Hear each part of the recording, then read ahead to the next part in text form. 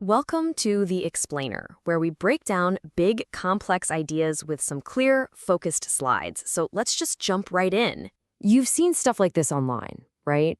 I mean, we all have. They're catchy, they sound kind of smart, and they are perfectly designed to make a really complicated issue feel simple and, something you can just ignore. So today, we're going to dig into a really fascinating new idea. What if the best way to fight misinformation isn't to get into a shouting match over facts, but to expose the rhetorical tricks being used? We're looking at some groundbreaking research that teaches AI to spot these logical traps, and it could totally flip the script on this old problem.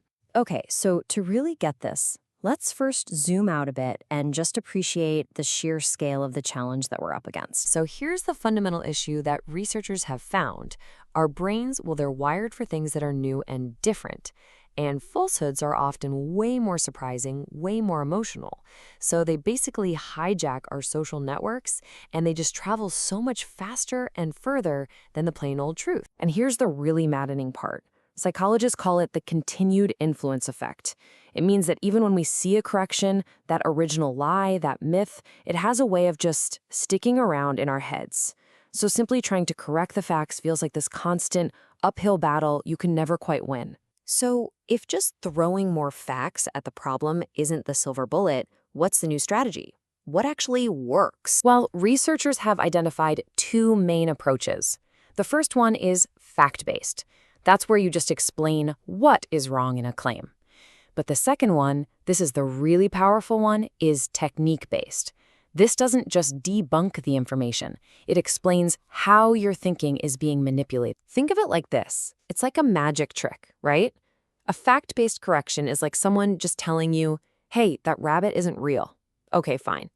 But a technique-based correction is like someone showing you the hidden compartment in the magician's hat. Once you see how the trick works, it loses all its power.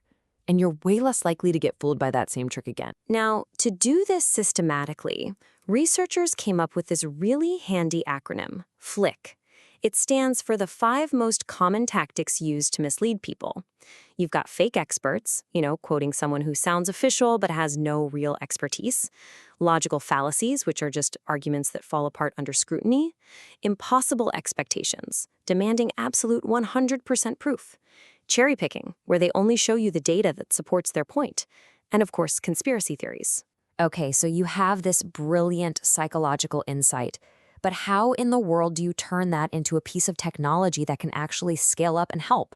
Let's take a look. The big idea behind all of this is a field called technocognition. I know, it's a bit of a mouthful, but the concept is super powerful.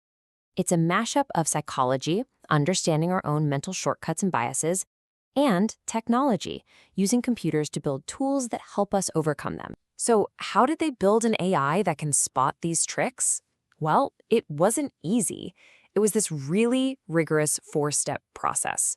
First, actual human experts gathered thousands of real-world examples of climate misinformation. Then, they had to manually deconstruct and label the specific logical fallacy being used in every single one. And only then, with that super high-quality data, could they train and test their model. And the sheer scale of that human effort was huge. We're talking more than 2,500 claims, each one meticulously analyzed and annotated by hand. This wasn't just big data, it was smart data, perfectly tailored to teach a machine how to spot flawed human reasoning. All right, so after all that painstaking work, how did the AI actually do? What did its report card look like? The results were, well, they were pretty incredible. This metric here, the F1 score, just think of it as an accuracy grade. Higher is better. And as you can see, previous models, and even a beast like GPT-4, they barely got above a 0.3. But this new, specialized model, a whopping 0.73. I mean, that's not just a little better. It's more than twice as good. And this is just a fantastic, classic story of a specialist crushing a generalist. Instead of trying to use a giant AI that knows a little bit about everything, they built a smaller, focused tool, trained it on really high-quality data, and taught it to do one thing exceptionally well: spot these fallacies. Now, digging a little deeper, the model was brilliant at some things. It could spot the use of fake experts or an argument based on a single anecdote almost every time. But it did struggle with some of the more subtle tricks, like false equivalence, pretending two very different things are the same, or slothful induction, which is basically just ignoring a mountain of evidence. And this really gets to the heart of the next challenge. Why is it harder? Well, some of these rhetorical tricks just look a lot alike. For instance, both cherry-picking data and slothful induction involve ignoring evidence, just in slightly different ways. This conceptual overlap is what makes it tough for a machine to tell them apart. And that's the next big hurdle for this research to clear. So what does a breakthrough like this actually mean for all of us, for how we talk to each other and build trust online? This research is a massive leap towards what a lot of people in this space call the holy grail of fact-checking. And that's the dream of having tools that can automatically spot and explain manipulative arguments in real time, right there as you're reading them. Now, the researchers are super clear about the ethics here. The goal is not to build some kind of censorship machine, not at all.